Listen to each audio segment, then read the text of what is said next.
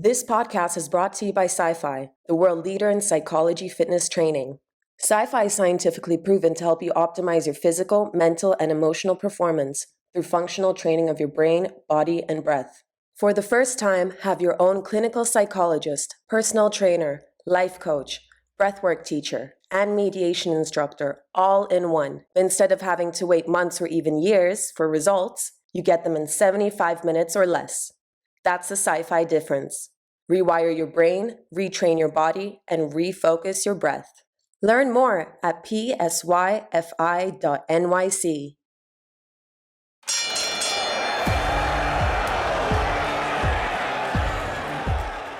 It's been said, you, me, or nobody is going to hit as hard as life. In the ring, I control my own destiny. Absolutely. I win, I lose, It's in my hands. But it ain't about how hard you hit. It's about how hard you can get hit and keep moving forward. I face life head on, but I've learned to welcome the challenges even in the ring. From the boxing side of it, every time we fall, we get back up. That's what Life's Tough, Boxers Are Tougher is all about. In the guest corner, he comes to us as the fighting pride of Cranston, Rhode Island, with an outstanding record of 50 wins against only 10 defeats with 30 big wins by knockout. His life was immortalized in the 2016 movie Bleed for This. Please welcome to the podcast the former IBF Lightweight Champion, the former WBA Light Middleweight Champion, the WBU, IBO, and IBC Super Middleweight Champion of the world, the five-time champ, the Tasmanian Devil, Vinny Paz. Great introduction. I couldn't have done it better myself. Thanks, buddy. Good to see you. You know what I did leave out of your intro is that you taught me my favorite curse word. I try not to use often, but I do use to this day, twat cakes. So that was one of your claims to fame. We're definitely going to have to put the explicit lyrics on this show today. Little bit rated R this will be. Just a little bit. Right over the brink. Just a little. Everything's going good. And amazingly enough, throughout this crazy time period of this pandemic, I'm lucky enough that I never got the pandemic. Thank God I got by without getting it. I got a big documentary coming up that's going to be out in probably about 6 months, 5-6 months, and everything's pretty good. You gotta be lucky in life, and I've been pretty lucky. Hard work too helps with the luck. Always helps. My God, it was the story of my life. When I was fighting, I worked my ass off. Yeah, you're an absolute hustler. You know what's funny too? I wanted to ask you. We're in WrestleMania season too. You did an appearance at WrestleMania. You want to tell us a little bit about that? Yeah, Vince McMahon calls me out of the clear blue. I don't know how the fuck he got my number. I'm like, this is Vince McMahon, the wrestling guy, and he's like, yes, Vinny, yeah. He said, I got your number through somebody. And I said, oh, cool, okay. So I said, what can I do for you, Vince? He said, well, we're doing a show, and I'd really like you to be a referee of these two guys. They're gonna be boxing. I said, what two guys? And he says, Bart Gunn and Butterbean. And I said, oh, okay. That'd be cool. I said, who's gonna win? And he goes, no, Vinny, it's a real fight. It was a shoot. Yeah, that's right. Yeah, real fight. And I said, no, for real. Tell me who's gonna win. And he goes, no, Vinny, it's really gonna be a fight. Like I'm trying to do that now and see how well it goes over. And obviously it didn't go over well at all because they got rid of it like immediately. I didn't know. No. So I'm just okay. Yeah, I'll referee the fight. And so now I'm going around. I'm in the Civic Center, and there's all the wrestlers around. So I'm saying hello to all the guys. Like in that time it was, I think The Rock was there, and just like one guy after another that you just recognize. So I'm asking all of them, what do you think about this guy Bart Gunn? They said, oh, Vinny, he's been training so hard. He can fight. He's gonna kill Butterbean. I'm like, really? so I go in Butterbean's locker room. I said, Bean, I said, you ready for this guy? I said, they were all telling me he's in great shape. Oh yeah, Vinny, I'm ready. I'm ready. I said, I want to see you win. I don't want to see a wrestler beat one of our fighters. He says, oh, Vinny, I got this. I said, all right, Bean. Yeah, I know you can do it. So now I go in there and I'm worried now. So now the fight starts. Boom. The first 10 seconds, I say to myself, oh my God, Butterbean's gonna fucking kill this guy. 2 seconds later, Butterbean throws an overhand right. The guy almost dies. He almost dies. He goes down on the canvas, and the ropes held him up. If he didn't hit the ropes, he would have went right out of the ring. Like he would have went right out of the ring. Or he would have put a hole in the fucking back because he was so damn big. And I said, "Oh my God!" So now, everybody's there. They're there for the fighter, the wrestler. They're not there. They don't give a fuck who Butterbean is. They don't care. They want to see the wrestler win. So now I put my shoulder under his arm in his armpit, and I get him up, and I say, all right, come on, let's go. You ready to fight? You ready to fight? And I should have stopped the fight, but I let it go, because I wanted to see, see if the wrestler would do something, anything. And Butterbean comes in, just smashes him with another overhand right, and boom, the guy goes out on his face. And I, oh boy, this is, oh boy, they're gonna start chucking shit in the ring and everything. And nothing happened. Butterbean won the fight, and they got rid of that real quick. Yeah. Well, that's a great story. The fact that he tried to do a stand-up fight with a boxer was probably not a great. Guy was a wrestler. He should have tried to shoot at least or something, but he does a stand-up fight against the guy. Butterbean can fight. Butterbean's no joke because he's a fat bastard. But if you look beyond that, Butterbean can fucking fight. He can fight. He's a real fighter. He's a real fighter. Like he's no joke.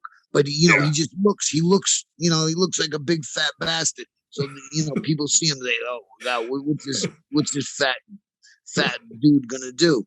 And then when he hits you, he can hit. He knows how to punch. He knows how to box. Knows defense. Like every one of the wrestlers that I talked to thought Bart Gunn was gonna kill Butterbean. I'm like, really?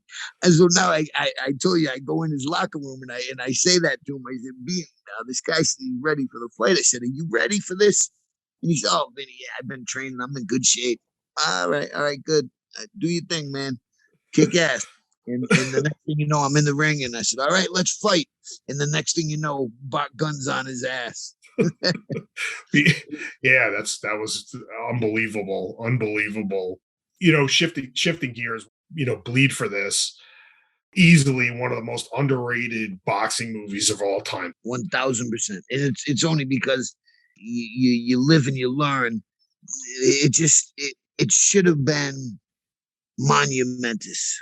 Like today, people look at me. I should be known as like the fucking real Rocky. It was that good. The movie was really good, but they just didn't do the right things with the promotion, with the promotion, the publicity of it. They just didn't do the right thing. There was something was going on, and wicked great cast, wicked, and Miles played me better than I could play myself. Aaron Eckhart, Kevin Rooney. Oh my God, unbelievable. Kevin would have been proud to see that, but he's all Alzheimer'd out, and he's it's sad. That's how my father died, so I'm really ugly with that. And so, anyways, Aaron Eckhart did a great job playing Kevin Rooney, and the one that I was like really concerned about was Katie Seagal playing your mom. So I see her, and she's all hot and sexy. She's this big redheaded, got her boobs out. I'm going, Katie, not for nothing. how are you going to play my little innocent Italian mother? And she goes, what do you mean, Vinny? I said, well, you're kind of like a rock star bombshell with big boobs and red hair. My mother just this little cute Italian lady. and I don't think you're going to be able to pull that one off. She goes, oh, you're so cute. Oh my God, that's great. I swear to God, when I tell you, she even looked like my mother. That's just how my mother looked. You know, she had her boobs down. You know, she put the hair like my mother. It was incredible. Like, I thought I was looking at my mom. And I got lucky. You know, I got so lucky with my parents. You know, I had great parents, just, you know, a stroke of luck. Absolutely. So, look, we say life's tough, boxers are tougher. You know, tell us about a challenge that you've overcome and how you overcame it. Well, this is a little finger that I broke on my hand, a little pinky, and I broke it, and I came back from that. And impressive. Did you tape it? Did you use tape to tape it together? Oh, you kidding me? I had duct tape on it like for about a mile. You got to be nuts. I fucking taped that shit up like crazy. Yeah. That's it. So if you have a broken finger, Vinny Paz is the person to talk to because he overcame having a broken pinky. And then there was this other time in my life that I just won a world title. And then, you know, I was just driving and no big deal. I broke my neck in a car accident. And that was, you know, that was an easy comeback. Yeah, I knew I was going to be able to come back from that. It's nothing like my pinky. Come on.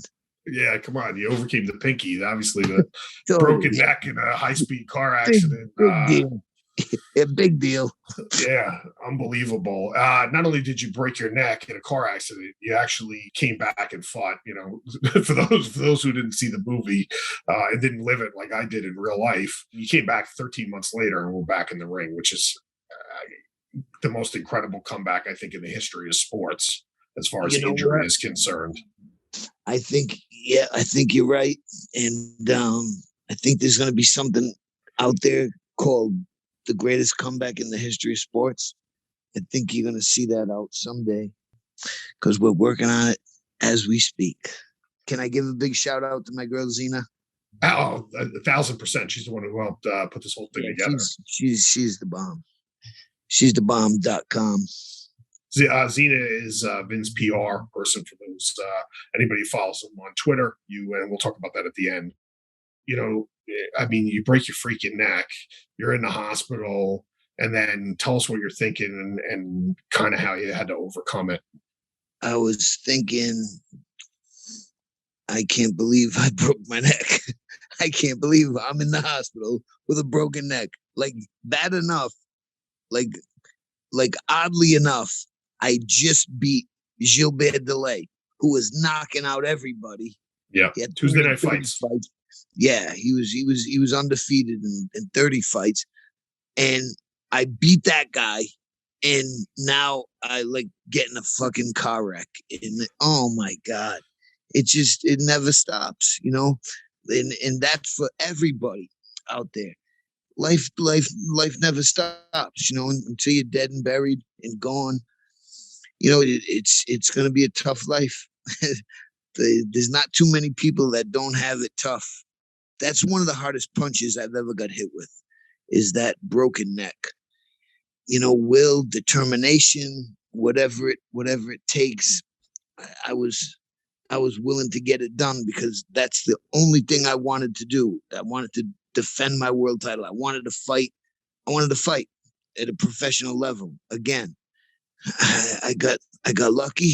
Got lucky with a lot of hard work, and that's all I can say about it. I got lucky. I worked my balls off. A lot of hard work, but you gotta be lucky in life, and I got lucky.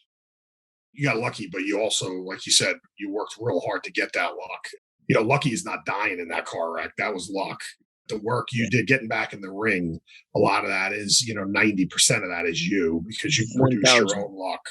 So, Talk about the process. Like, what did you have to do to get back in and get ready? I mean, the videos are legendary, right? So I've been a fan my whole life. So I remember when it happened. I remember the videos. Before I talk about that, where are you from? I'm from Long Island, New York. Oh, Long Island. Oh, shoot. Not too far.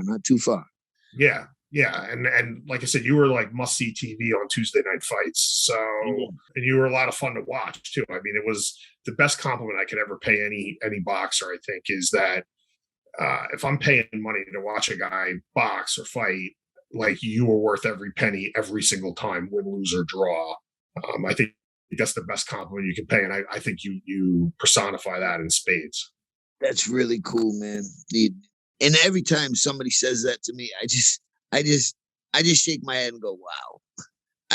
I don't know how I was as good as I was, but I watched this guy when I was 5 years old. I watched this guy and I just like fell in love with him. Like the way he talked, the way he looked, the way he boxed. He never stayed down. I followed this guy called Muhammad Ali. Yeah, absolutely. Imagine. And then, I end up doing pretty good in the boxing game. Couldn't have been much better. I won 5 world titles, 50 wins. Like I only got beat by world champion fighters. I never got beat by an average guy. And it went pretty good. And I'm honored that some people like there's people out there who are Pazmaniacs, people out there who like love me, and I'm like, wow, this is really cool. This is nuts. When you get back in now, so you start lifting, you start getting going. First off, when you got the halo off, they didn't put you on any kind of painkillers or anything. They just literally took a socket wrench and just unscrewed the thing from your freaking head. Dr. Walter Carter, great man, great doctor. He told me that you got to take some medicine. We're going to pull these screws out of your skull. I said, nah, just come on, doc. Yeah, I'm good. And he said, no, Vinny, you got to have to take some medicine. You're going to have to take something for pain relief. As it, we're going to take these screws out of your head, Vinny. I'm like, doc, come on. I've been through worse. No, I haven't. I come to find out that, no, I haven't. Give me that shit you fucking wanted to give me, please. Oh my God. It was the worst ever.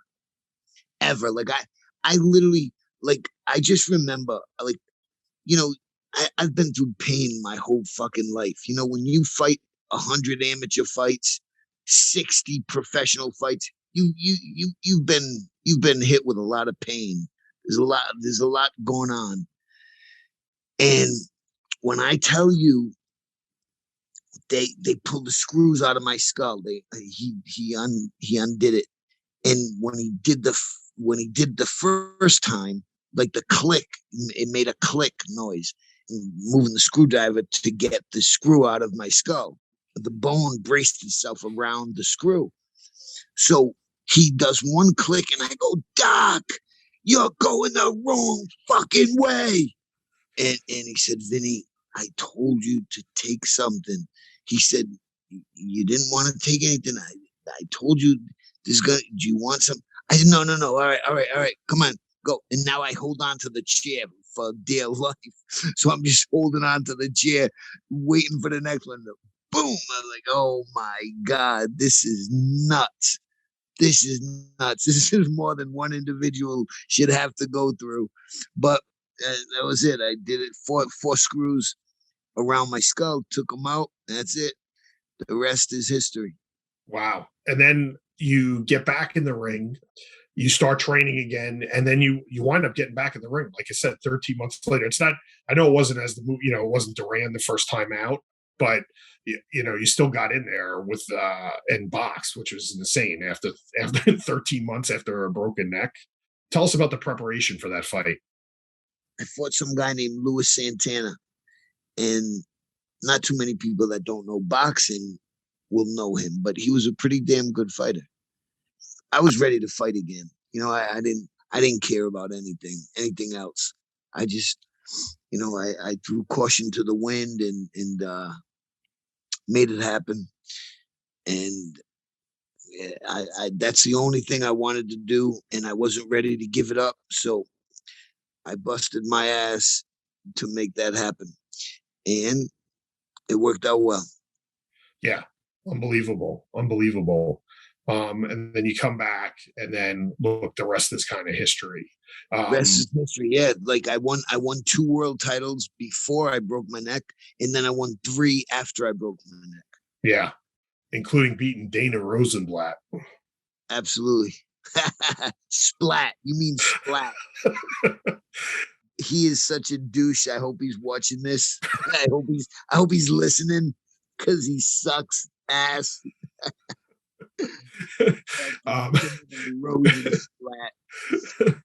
We'll get to we're gonna hit on that in a little bit, but the inspiration, right? Tell everybody about the attitude you had to have to make that Santana fight happen.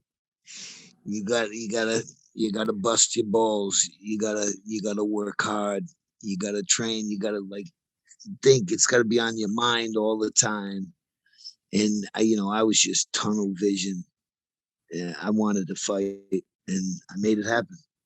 I think it goes without saying, you're definitely proven by far you're tougher than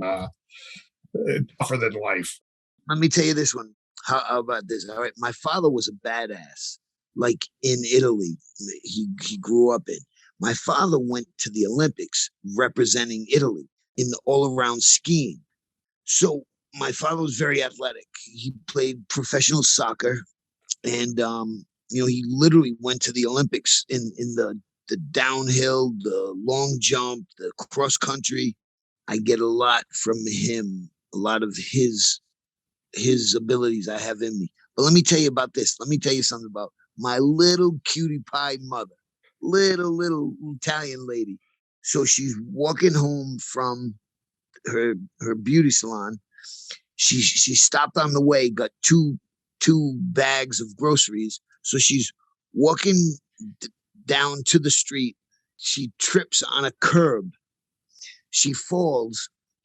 The groceries go everywhere. She breaks her knee in 8 places. Wow. She gets up. She puts all the stuff back in the bags. She walks down 2 blocks, walks up 2 flights of stairs, cooks dinner for my father, and say nothing. When he was done, she said to me, Angelo, could you please take me to the hospital or somewhere up here, the emergency room? My knee is killing me. Imagine. Oh my goodness. I know. People are tough as nails. That is a phenomenal story. That is a phenomenal story. So look, you come from tough genes, right? You have your dad's a legit tough guy, and your mom, breaks her knee and then cooks dinner. Do you remember what she cooked by any chance? Yeah, that's funny. That's really funny. Hey, and let me tell you this one. My father was, he was a great athlete, but my father, he was in Italy at the time period where the Nazis were killing all the Jews. So they went through, they didn't kill just Jews, they killed a lot of people. Yeah. Jews were primarily what they wanted, but they killed a lot of people.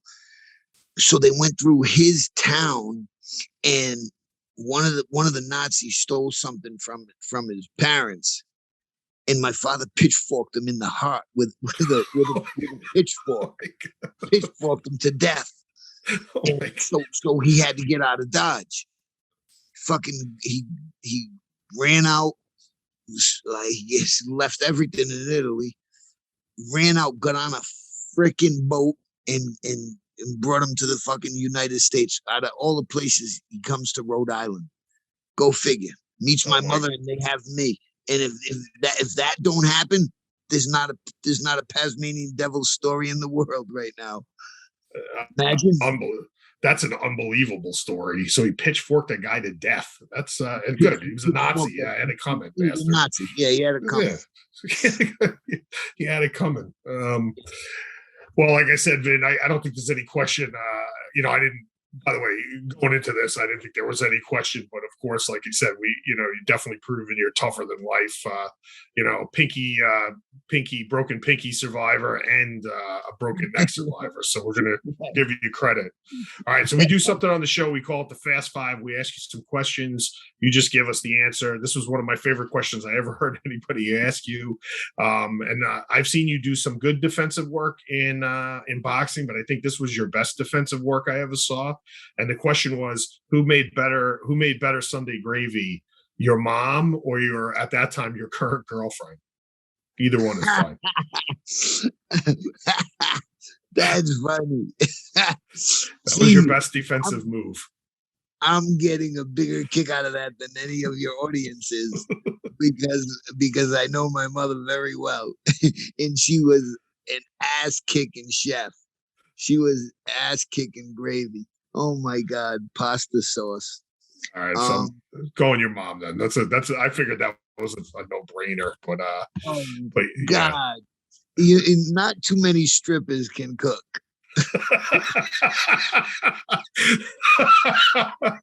Oh man, I'm the one laughing. Yeah, not too many strippers can cook. They made a movie about your life. Obviously, we talked about it. Lead for this.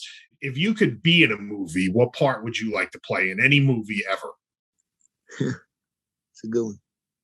That's a good one. And I go see a lot of movies. I used to go like religiously before my fights, just to get some relaxation and entertainment. And let me tell you, when you get in a movie and you can't eat popcorn, you can't drink anything, it's a miserable freaking movie. But I used to go because it was, a place where I kind of like made weight being there, because like I was always starving. And after the weigh-in's over, most of the times I had a pizza right there. That was my next question. What was your favorite food, especially after that? Yeah, it was a pizza because loaded with carbs, high protein. I'd put chicken on it and bacon. It was one of the highlights of my life. I like making weight was always a disaster for me. How accurate was the movie about that? Because that was a pretty wild scene in the movie. Yeah, it went down just like that. Like I used to, like when I fought Roger Mayweather, which is the film they show in the movie that was real.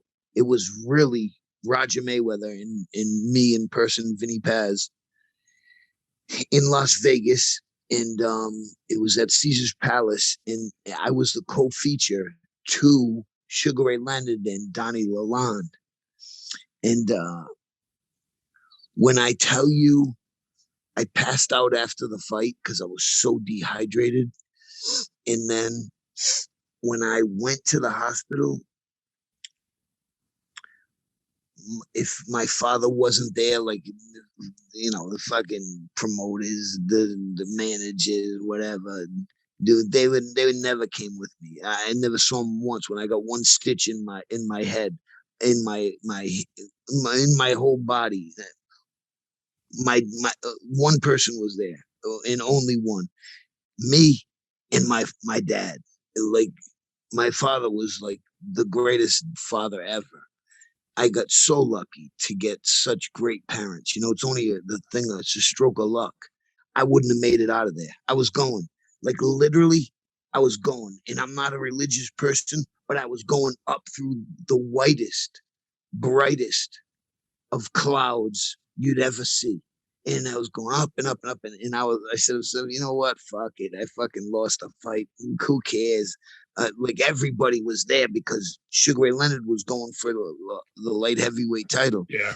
he beat Donnie Lalonde, but everyone was there. I mean, if my father didn't come with me every time after fights, I'd always have to go for some kind of stitches, whether it be 1 or 50. My father'd always be there with me, holding on to me somewhere to take the pressure of the needles going in my eyes. Like he was awesome. I just got so lucky to have a great dad like I did. And if he wasn't there after the Mayweather fight, I was dying. I was gone. I was going I was really I was gone. Like I was going up and up through white clouds. I was dying. And if the nurse didn't say that to my father, she said, "Mr. Pazienza, we're losing your son. He's only got 1 heartbeat every 6 to 8 seconds." And when she said that, my father grabbed my shirt and just started shaking me, and I came back down. Wow. Yeah. Unbelievable. Wow. Death experience that was. Is there anyone that you wish you could have fought that you didn't get a chance to fight? 1,000%. I wanted to fight Ray Boom Boom Mancini. Oh, we had him. He's been a guest. Love that guy. Amazing. Yeah. He's a good dude. Good dude. But he's a bit of a pussy because he didn't want to fight me. But he's a good dude. He was a tough kid. He was a tough guy. There's no shot in hell he would ever beat me. No shot in hell. I would have beat him 10 out of 10 nights. And no disrespect, Boom Boom. Gotta love you. You had some great fights on, really cool, but I would have kicked your ass. All boom, right. Boom, boom, boom, boom, boom. Right now, but Boom Boom hates me anyway. So you know what? Fuck him. All right. I know this one's good. This is the question I know that's absolutely going to stump. We try not to stump anybody, but I know this question's totally going to stump you. Can you tell us a clean joke? That's funny. I don't know any clean jokes. Yeah, I kind of knew the answer to that one going asking it, but I figured I'd ask anyway. And then so we're gonna tell Zena to stop listening to the podcast now and tell her to shut it off. The podcast is over. So all right, so let's get it going. Are we getting this? Let's get Rosenblatt 3.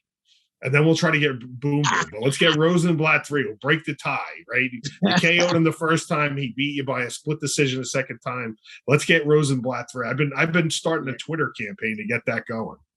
It's so funny you say that, because in boxing, it's so what is the word I'm looking for? It's so you can ball out and do anything in boxing. It's amazing what the promoters can do.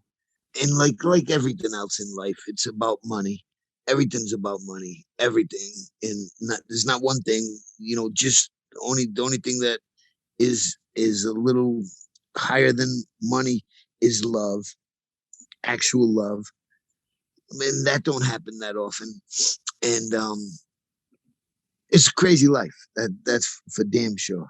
Well, you're not kidding. And we can't thank you enough. We're joking about the Rosenblatt fight, but I do love putting that out there on Twitter, and I love seeing Zena's reaction where she's like, absolutely not. Tell us where we can find you on social media. I don't know. I'm kind of sick of it all. Well, you're on Twitter. You do a great job on Twitter. So that's how we bet, and I'm appreciative of that. We'll do. We'll post it in the thing, so you don't go crazy about it. But the one thing I'm going to ask everybody that's listening, we got to get the Tasmanian Devil into the International Boxing Hall of Fame. So I'm telling everybody, call to action.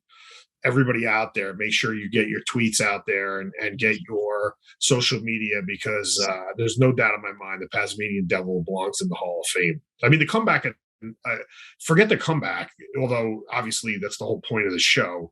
The boxing achievements alone were enough to warrant it. Throw the comeback on top of that. I think it's a no-brainer. I've only lost to world champions. I've never lost to a guy that hasn't won a world title. It's kind of crazy. I fought 60 professional fights over 20 years. I did things that people don't do. I did things that champions don't do. I attracted more people to the sport of boxing.